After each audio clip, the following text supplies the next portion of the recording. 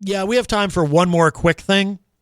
Also, Digital Music News reporting this. Spotify shows up a lot in the news, especially lately. Spotify asks judge to shift undisclosed filtering practices lawsuit to federal court. Spotify has officially moved to shift to federal court the undisclosed filtering practices lawsuit filed against it by artist and attorney Mark Kratter. I know a little bit about this, but it says here Spotify set that shift in motion with a notice of removal yesterday after Kratter fired off an amended complaint and aggressively sought an injunction in late June. But to recap, the plaintiff maintains that Spotify in March retooled its streaming and recommendation system without informing the public or artists themselves. The alleged pivot fueled a sudden, simultaneous, and systemic collapse in streams across Kratter's multiple artist profiles, according to the complaint. Okay, that's very interesting. So in other words, he's suing, saying, look, Spotify has changed the way that they do this, the way they do their filtering system, and because of that change, my streaming numbers are way down. I'm not getting the traffic I was. I have a gut reaction to that, but we'll finish this article quickly and then I'll tell you what I think. So it refers to 5 artist pages per the amended action and Spotify's just submitted retort. However, upon closer inspection, the plaintiff appears to operate additional profiles as well, like a distinct Mark Kratter band singles page on top of the main Mark Kratter band profile, for instance. That can be a problem, having too many profiles.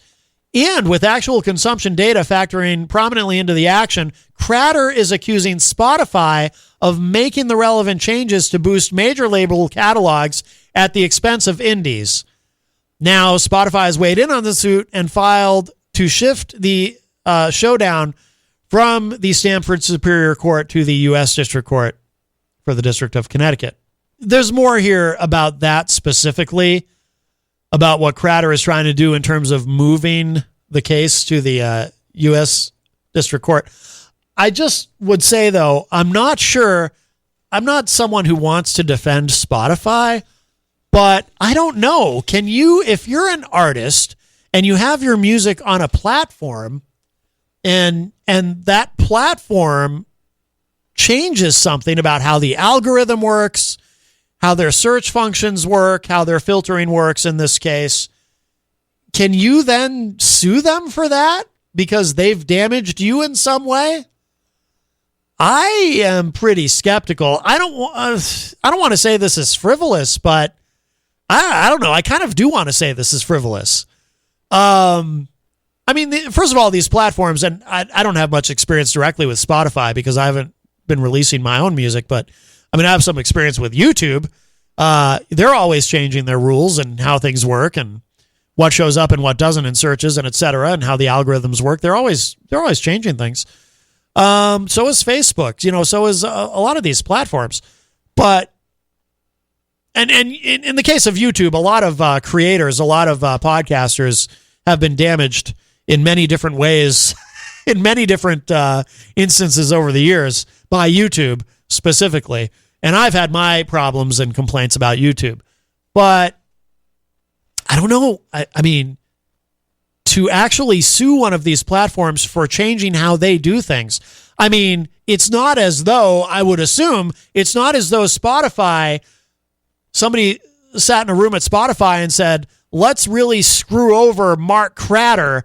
We're going to change something about how our platform works so that we can decimate this guy's streaming numbers, right? I don't think there was any malicious intent here on the part of Spotify, so I'm not sure about going and suing them. It seems strange to me. I don't know if it's frivolous. And again, I don't want to be defending Spotify. Obviously, at the end of the day, I will always advocate on behalf of artists because of my background. But I don't know if this is a fight that I would have chosen with Spotify. I mean, they're a private company. They can I don't think they're publicly traded, are they? They can really kind of make whatever rules they want to about how their platform operates, right? I mean, we had a discussion on not on this show, but on a podcast that I do separate from all of this, where we were talking about, does a platform, the rights of a platform to control how it operates and how, and whether someone can even be operating on their platform. These are private companies that, we might not like it. It might feel like censorship when they do things to either remove us from their platforms or to potentially hide our content or lower our streaming numbers, etc. But ultimately, they are private companies and they have a right to do what they want to. So I just don't think I don't think this guy, Mark Kratter, is going to win, I guess that's my long-winded way of saying that.